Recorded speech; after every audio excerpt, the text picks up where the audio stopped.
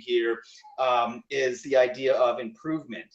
And something that all coaches strive for is we want to get our athletes to improve. We want to get our teams to improve as collectively. So this is really what we're getting into when we talk about Elm Tree.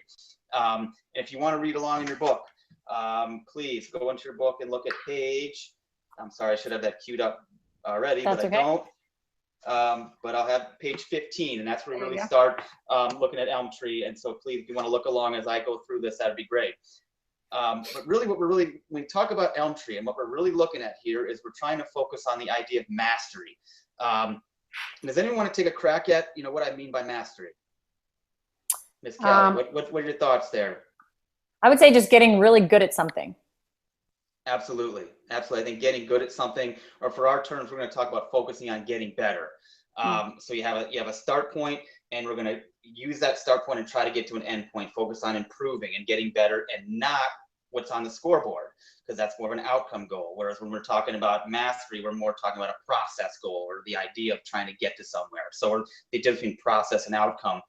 And we're also really going to talk about the power of both focusing on effort over outcome. And when we start talking about effort, we're really going to get into what Psychology 101 is, and that's focusing on things you can control as opposed to things you can't control. And when we start talking about effort, we all know in this room that we can control our effort, but sometimes we can't control our outcome. And that's really going to be a powerful shift, a paradigm shift. We really start diving into this. So let's get into it. The first thing that we're going to do is we're going to listen to Carol Dweck. And Carol Dweck, at least for me, I'm an educator, and Carol Dweck is big in the education world. She's a researcher from Stanford University. She's a psychology professor, and really her focus is talking about the difference between a fixed mindset and a growth mindset. So we're going to dive into that really quickly. Play the video. Video plays, yep. Okay. Video ends. Now, what stands out at the end for you in this video? What did she say, or how does you think that would relate to you guys as coaches? And I'm just going to bring this out to the group here before we, so what do you guys think? What did she say, and how does that relate to you and your coaching practices? I think one of the things that stuck out for me was when she said that many coaches think it's obvious. And I think as a coach, I kind of thought it was obvious that I obviously value practice and effort, but I'm starting to think like maybe I don't really actively do that. Maybe I just assume the kids know that that's practice and effort are important, but I don't know that I make it intentional. So what you're saying is that, that practice, sometimes you kind of look at it as you kind of think that kids understand what effort is, and you think that you're maybe emphasizing effort, but maybe need to be more intentional with that. Is that what you're saying? Yeah, because I still have kids that aren't very motivated and don't work hard. So she kind of made me think twice about that. Like maybe I'm not really valuing effort as much as I'd like to. What did she say also about, the idea of growth mindset, and how does that relate to that whole aspect of control, and going back to that whole Psychology 101 of being able to control, or focus on what you can control? How does that relate to growth mindset? Does anyone have an idea about what that looks like? I'm not really sure, but I think like she's talking about just knowing that hard work can lead to success. It's not just based on the talent you have or the ability that you have. That you can actually work to get better at something, and having that in your mind. Yeah, no, I think you're on the right track. And I think what she's really talking about is this ability to focus on effort and learning, and that student athletes, they have control over that. And that's that growth mindset. And somehow we fall into that talent trap, or sometimes we fall into what we call the avoiding of that talent trap, where we say, we tell an athlete, you're really good. And we keep telling these young athletes, you're good, you're great, you're great. But we all know that growth is not linear. Right? So as that athlete grows, and sometimes we've been telling these young kids that are 7, 8, and 9 how great they are, but going back to that theme, growth is not linear. By the time they're 10, sometimes you might have a situation where athletes that might not have been quote unquote as good as they were at 7 or 8 have passed them up a little bit, and those athletes struggle to deal with that because they've been told all their lives how great they are, but they haven't been reinforced with good work habits, and haven't been taught about effort and learning, and it's about getting better and not about instead of you're born with a certain amount of talent and you're already there and you've arrived. And we all know that's not what we want of our athletes. We want continuous growth. And so Carol Dweck, I think she really speaks to that, and we're going to talk a little bit more about that as we kind of proceed through. So really the key question is, how do we get athletes to believe they can get better? And for us, it's really focusing on what they can control as opposed to what they can't control. And again, going back to this idea of control, athletes have 100% control over their effort, how much they're putting in, how hard they're trying, how hard they're listening to the coach. Are they applying? Are they coachable? Are they putting in the extra work? Are they, when they're doing a drill, are they going in at 100% or 90% or 80% or 50%? Athletes have control 100% of how much effort they put into everything they do. And so that's empowering. And we want to make sure that as coaches that we are, we're making sure that as coaches, we're communicating that with our athletes so they know that they have control over their effort, and that's very empowering. Becoming a noticer of effort. And I want you to turn and talk to a partner right now and kind of indicate and we'll share it with the group, but what I really want you to do here is I wanted in your specific sport, and there's probably, something that you can identify in your specific sport where you can become a noticer of effort, where someone is doing, an athlete is putting forth some effort that might not be easily recognizable by parents and other coaches, but something that you can really notice and really give credit for that athlete for. So let's turn and talk and do that really quickly. Go. Come back. Okay, come back to the group. Does anyone like to share with a group as to a sport-specific noticer that you could maybe bring about and talk about and communicate with their athletes? They've really done a great job with effort that might not have been recognizable or noticeable to the group. Go ahead. Yeah, one of the things, I coach lacrosse, youth girls lacrosse, and they don't like to switch hands often. So I always tell the girls that I'm noticing the girls that are switching hands, where when a young girl especially, switches hands, a lot of times the ball falls out and it drops. So you see the parents on the sidelines get disappointed because their daughter's dropped the ball 5 times.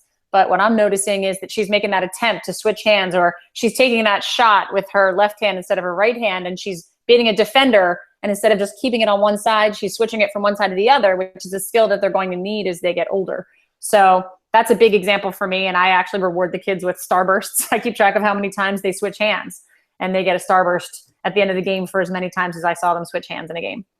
Thanks, Kelly, for sharing it. And what I really liked about that example that you brought about for the group is that, what you're rewarding is not necessarily going to be seen on the scoreboard, right? Mm-hmm. But it's a skill that the kids need, or their athletes need for later on, to be successful in their sport, A, mm-hmm. but B, as a coach, you're really kind of focusing on something that the athlete can't control, and their ability to switch hands and actually be coachable and learn and follow and follow your coaching and follow your philosophy. So I really appreciate that. That's great.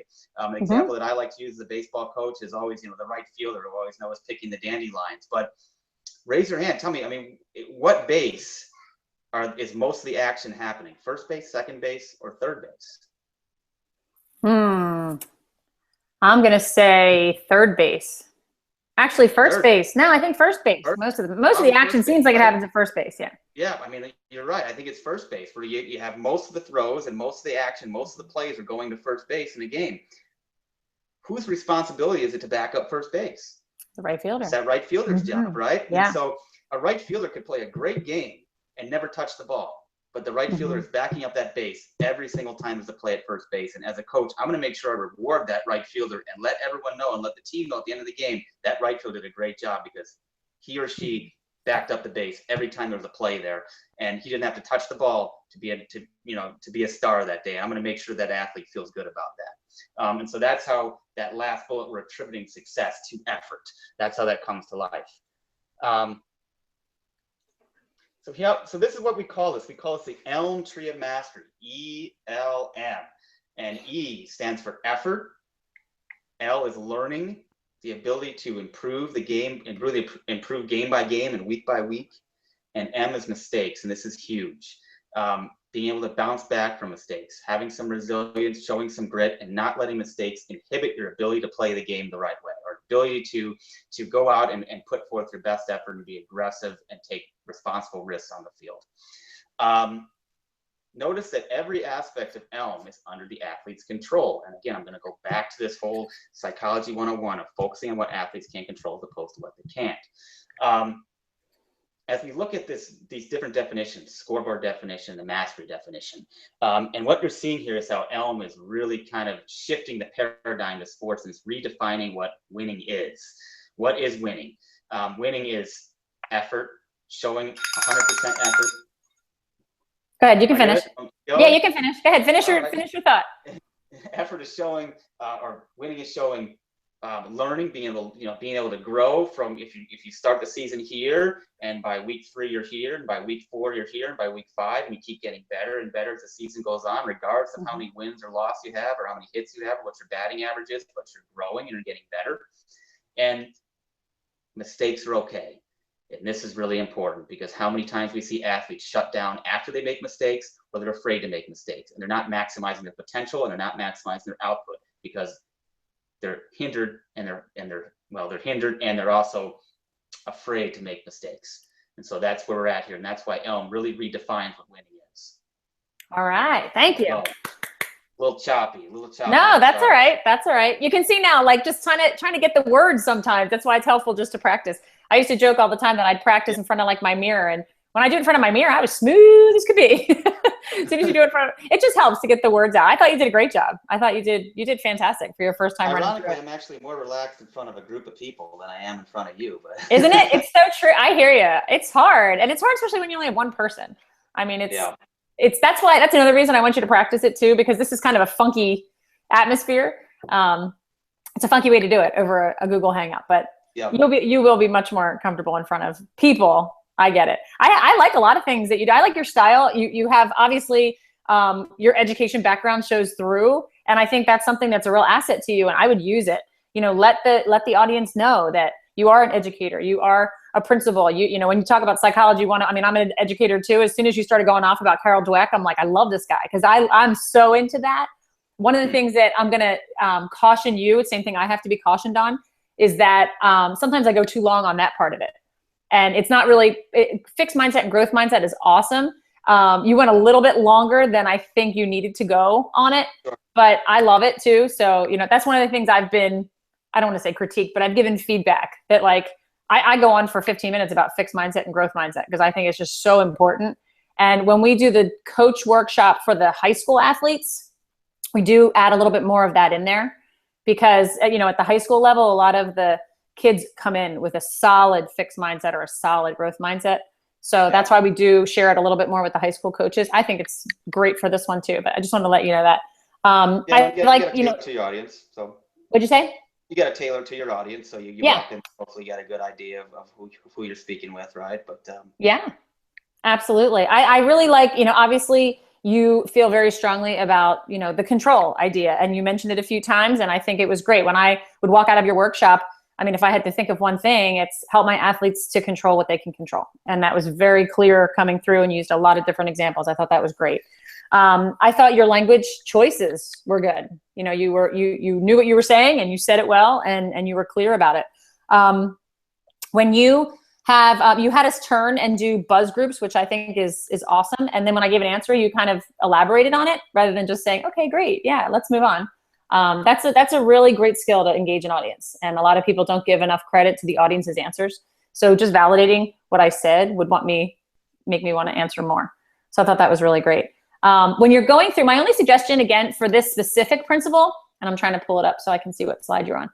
When the slide comes up, they call it the divider slide. It's the slide that just says Elm Tree of Mastery.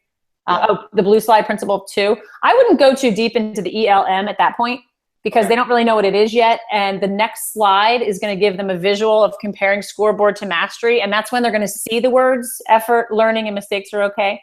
So I think if you take too much time to kind of explain it on the blue slide, then it's almost being repetitive when you get to the next slide. So I usually just say the next principle is the Elm Tree of Mastery.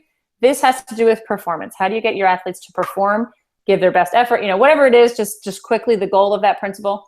Then when you get to scoreboard, and you were perfectly right on when you said it is redefining winning. It's redefining what winning means to you. Scoreboard definition versus mastery definition, they have ELM right there. So they're not like repeating it. Does that make sense? So what you're saying is when you get to those blue slides, it's just you just want to introduce it really quickly, but move on, move to the next. Yeah, we actually added them. They weren't in the original. I think by now this is a revision, a new revision that's not even launched yet. So one of the things that we've gotten feedback on is that it's just a lot of information, and the principles move quickly. So we thought it'd be good to put in the divider slides just to say, okay, now we're finished with this principle. We're moving on to the next one, just kind of a natural divider. But I think there's so much great stuff in this that to spend too much time on that slide that has really no information on it other than the fact that it's the principal slide, it's better just to keep moving on. Sure. Okay. But that would be my only strong suggestion that I would have. I liked your idea of, the right fielder. I thought that was great. And I think too, like bringing up different sport examples is important too. So sometimes if you have an audience and you'll say, okay, somebody give me an example of a noticer, something you've noticed, and I brought up a lacrosse example. Sometimes I would say, okay, can I have another example besides lacrosse? Just to get a couple different sports in there. Like last night I did a workshop, it was all soccer. So every time I asked for an example, they were giving me soccer examples, but a lot of them had to do with shooting in soccer. And I said, that's another great example, except not everybody in my soccer team's a shooter. They're not all on attack. Somebody gave me a defensive example. Somebody give me an example of a noticer of effort for the goalie. Somebody, so just to make sure that you're covering all your bases. Yeah. Okay. Yeah. But I thought you did a fantastic job. I'm ready for Psychology 102. So I can move on. And my only other suggestion, and this is so I write this down every time. Don't be afraid to smile and have fun. I know it's, it's kind of weird just doing it in front of me, but there's so much power in a smile and like a sense of humor. And a couple times you smiled because you said like you kind of chuckled about something, but that makes your whole audience at ease when they feel like, okay, this is a lecture and I'm telling you a lot of information and I'm passionate about it and it's great. Yeah. If you sometimes just stop and smile or laugh or make a joke about something, it kind of, eases the tension in the room. So don't be afraid to use it. I appreciate that. I feel like I need to walk around when I'm talking. I'm glued to this chair, so you got me in the screen. So, I've one thing I think I have a really good comfort level with my current job. Yeah. Is communicating with large audiences. So, I can tell. But yeah. It's really hard for me to sit in a chair right now. I feel like a rat in a cage a little bit. But, well, you don't have to sit in a chair. It's so funny. The different ways I've seen people do these hangouts is hilarious. I had one guy that had his computer, like it must have been on the kitchen counter or something. And he was standing behind his kitchen table and he had a projector on the kitchen table shining the PowerPoint up. And he had his kids sitting around the kitchen table and they were his audience. So I was just a fly on the wall watching him. This was for his 20-minute demo. I was just like watching him from this. I wasn't even involved. I was just watching. And it was so funny because he had his kids totally prepped for the questions and they were raising their hands and answering questions. And it was like he rehearsed the whole thing. It was really funny. So this guy, I'm not asking you to do that, but I'm just saying, don't feel like I have had people stand up. They've said, I just feel better standing up or, whatever you want to do to make it comfortable. I'll figure it out when I do my final and I'll sit down and I'll get myself a little more in a better frame of mind to slow down a little bit. I feel if I had to critique myself, I think I was going a little fast. I need to slow down a little bit and be a little more intentional with my words and let it flow a little better. It felt a little choppy. Yeah. And just know too, even after the final, that's not for us to say, yes, you're ready to go out and do this all by yourself. The idea of the final is, do we feel like you have the wherewithal and the competency and the energy and the group dynamic to be able to present this as a workshop? And so we decide from your final how many principles in a live workshop that you're going to do first. Yeah. So that's really what the final is, so that we say, you know what, I think he's ready to go out and do at least half of a workshop right now with another mentor trainer. Sometimes we say, for example, somebody that has a lot of public speaking experience, we would say, you know what, let's send them out and let them do all 3 principles. And we'll have a certified trainer do the introduction and do the closing and get everything set up. And you'll just come in and wow us with the principles. Other times we'll say, I don't think they're quite ready yet. Let's just have them come out and do just E-Tank or something like that. But that's when you're an associate trainer. Usually we send people out to be an associate trainer at least once. And then if we feel after that you're ready to go out and do this on your own, the very first time you do a workshop completely solo, we either have a trainer or a PCA staff person there with you just to kind of give you feedback and help you if any glitches arise or something else. We just like to have somebody there to hold your back on the first one, and then you're on your own. No, I like that setup a lot, because then when you go out, it's different. You're in a vacuum a little bit too, even when you do so it's nice to be able to have that support when you go out for the first couple of times, regardless, and it seems like it's individualized support. So I appreciate it. Yeah. And there's a lot of unknowns too at our workshops. Sometimes you're set up with the perfect room and the perfect setup, and they have the projector mounted on the ceiling and the speakers all ready for you. And other times you're like in a dugout on the side of a field, and other times you're in a gym or you'd be in like a clubhouse, or you just never know. That's why we always say call the partner before the workshop to find out what the situation is. Yeah. But I don't think any 2 workshops I've ever done have been exactly the same. So in the Yeah. beginning anyway. Those are the things, like the trainers are so worried about the content that they get there and they're like, what do you mean I don't have speaker? You know, what do you mean the room's not set up? What do you mean people don't have pencils? Like, it's things you don't even think of. So it's always just good to have somebody there that kind of can head off some issues before they happen. Yeah, no, I appreciate it. I feel like a rookie teacher, you know, when you're up there and True. it's not your you're focused on the material, you're not focused around the other stuff. And then as you progress through and you get older and you get, you get more experience, then you start realizing the other stuff around you. But yeah, exactly. And I always joke too that, I mean, I was a teacher for 10 years and then learned about PCA while I was coaching, and then have been a parent, and I haven't gone back to the classroom yet. And I just think, man, I'd be such a better teacher right now if I just taught in my third grade classroom with these principles, like solely these principles. I'd be a much better teacher. So I get to use it in parenting, I guess. But let me just ask you real quick. So you're going to be moving to Cleveland. When do you think you would be ready to do workshops or start jumping into that in Cleveland? Probably the second week of July. Oh, you would be. Okay. I wasn't sure what your summer plans were, how long you think it would take to get settled in. No, I mean, I'm I probably need a couple weeks to let the dust settle a little bit, but Okay.